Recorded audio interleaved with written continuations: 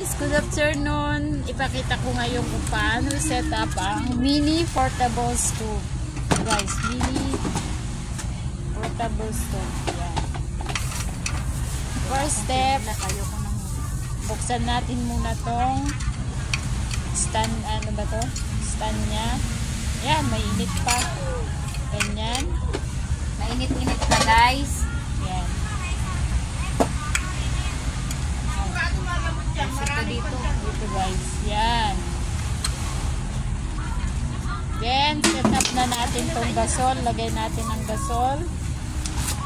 Dapat guys, itong butil na to, lagay natin siya, guys, gasol.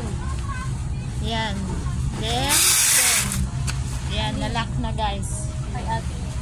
Kay Raya. Then, open natin guys. Yan. Then, ito yung bubuksan niya guys. Yan. Nag-open na guys. Yan. Mini portable stove. Then, off natin guys. Yan. Turn ganun guys dito. Turn. And then, yan. And then, pag alisin nyo itong gasol guys, i-turn nyo lang ganyan. Yes.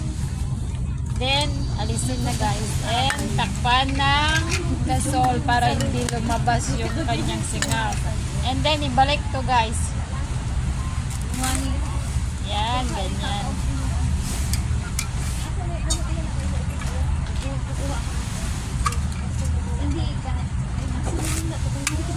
Yan guys, ganyan. And then, dito naman sa kabila.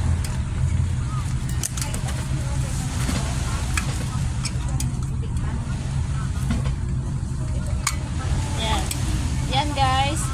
Then i-keep muna. Okay na siya.